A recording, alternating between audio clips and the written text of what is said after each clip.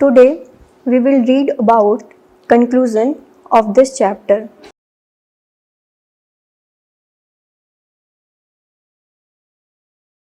It is a tribute to the wisdom and foresight of the makers of the Constitution that they presented to the nation a document that enshrined fundamental values and highest aspirations shared by the people.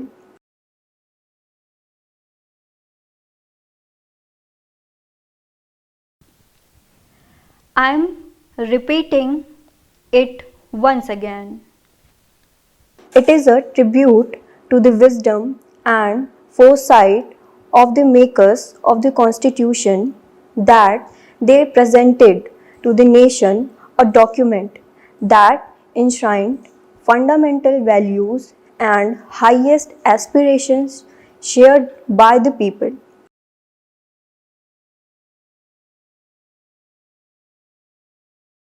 This is one of the reasons why this most intricately crafted document has not only survived but become a living reality when so many other constitutions have perished with the paper they were first written on.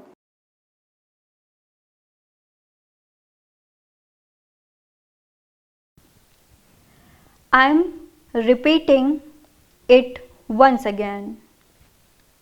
This is one of the reasons why this most intricately crafted document has not only survived but become a living reality when so many other constitutions have perished with the paper they were first written on.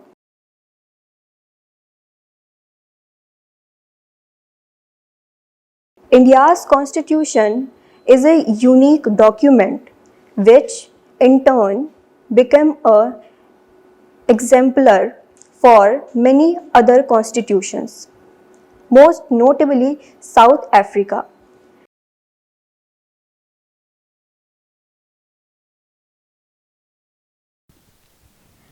I am repeating it once again. India's constitution is a unique document which in turn became a exemplar for many other constitutions, most notably South Africa.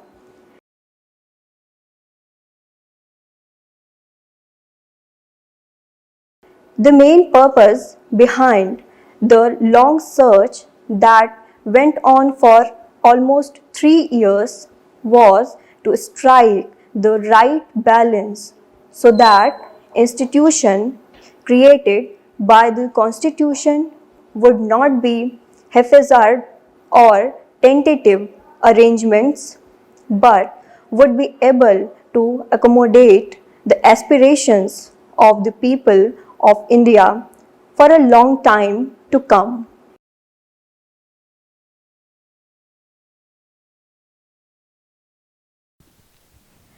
I am repeating it once again. The main purpose behind the long search that went on for almost 3 years was to strike the right balance so that institution created by the Constitution would not be haphazard or tentative arrangements but would be able to accommodate the aspirations of the people of India for a long time to come.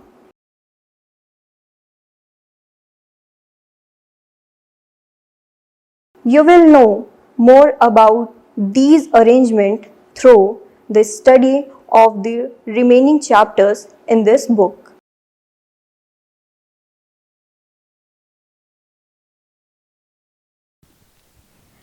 I am repeating it once again.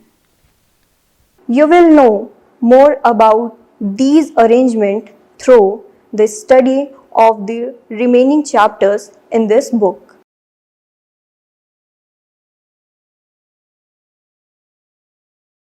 Now we will do questions of this chapter.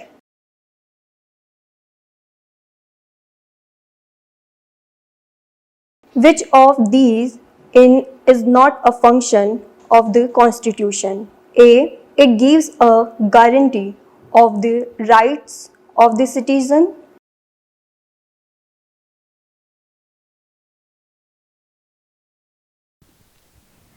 I am repeating it once again. Which of these is not a function of the Constitution? A. It gives a guarantee of the rights of the citizen.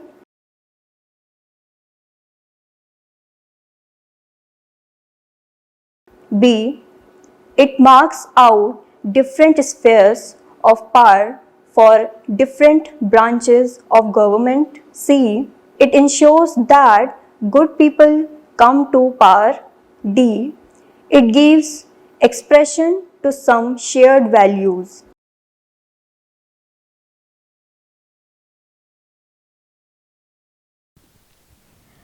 I am repeating it once again. B. It marks out different spheres of power for different branches of government. C. It ensures that good people come to power. D. It gives expression to some shared values.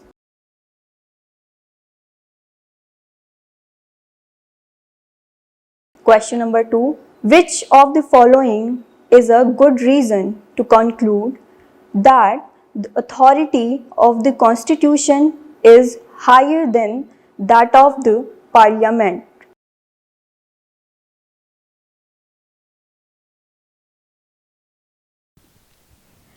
I am repeating it once again. Question number 2. Which of the following is a good reason to conclude that the authority of the Constitution is higher than that of the Parliament?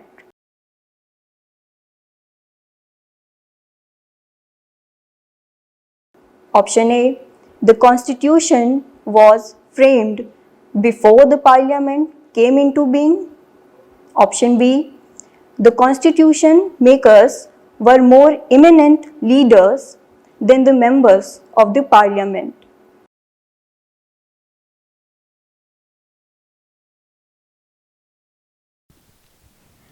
I am repeating it once again. Option A. The Constitution was framed before the Parliament came into being. Option B. The Constitution makers were more eminent leaders than the members of the Parliament.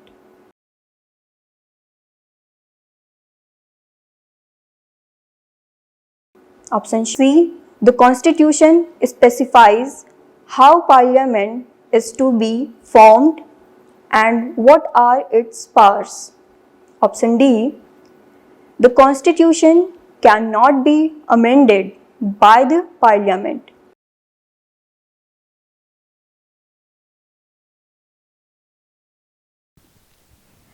I am repeating it once again.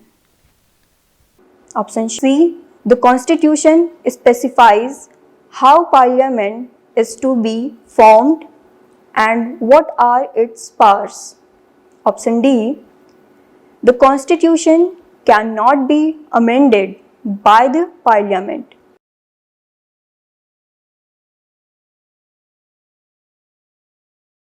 Question number 3. State whether the following statements about a constitution are true or false. Option A. Constitution are written documents about formation and power of the government.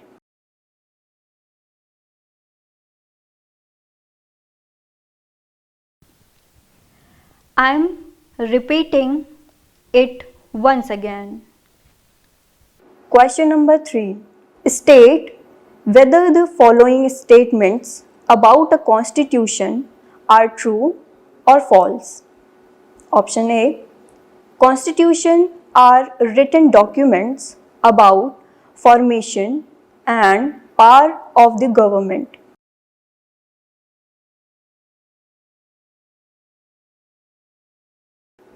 Option B.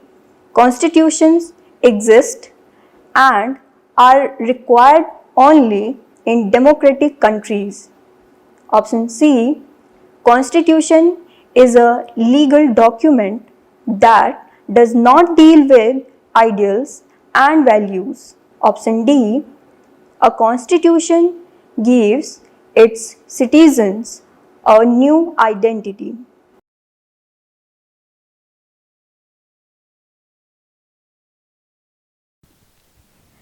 I am repeating it once again. Option B. Constitutions exist and are required only in democratic countries. Option C. Constitution is a legal document that does not deal with ideals and values. Option D. A constitution gives its citizens a new identity.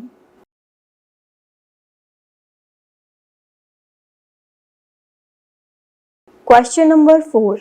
State whether the following inferences about the making of the Indian Constitution are correct or incorrect. Give reasons to support your answer.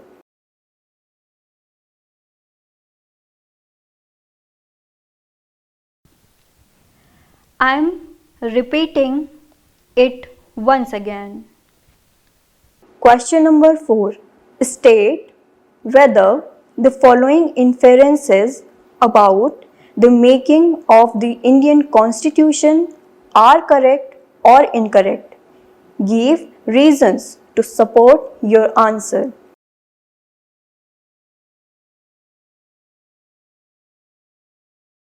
Option A. The Constituent Assembly did not represent the Indian people since it was not elected by all citizens.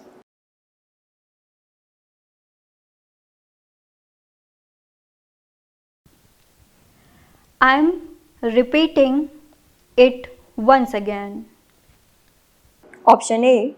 The Constituent Assembly did not represent the Indian people since it was not elected by all citizens.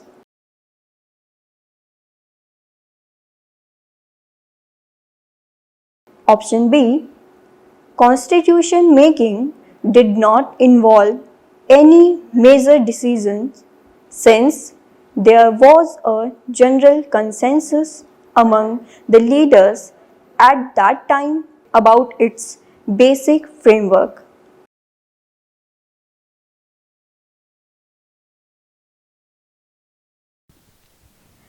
I am repeating it once again. Option B. Constitution making did not involve any major decisions since there was a general consensus among the leaders at that time about its basic framework.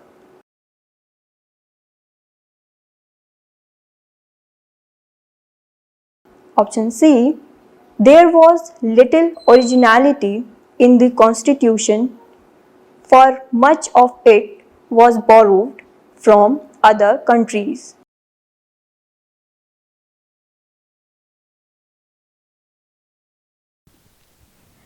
I am repeating it once again. Option C. There was little originality in the Constitution, for much of it was borrowed from other countries.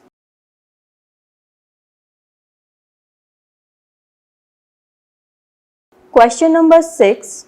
Why it is necessary for a country to have a clear demarcation of powers and responsibilities in the Constitution? What would happen in the absence of such a demarcation?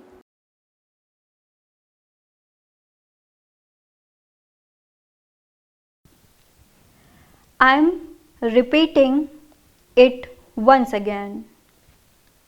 Question number 6.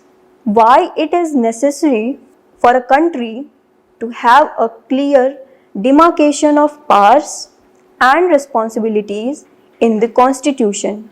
What would happen in the absence of such a demarcation?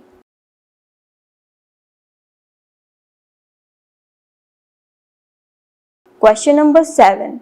Why it is necessary for a constitution to place limitations on the rulers? Can there be a constitution that gives no power at all to the citizens?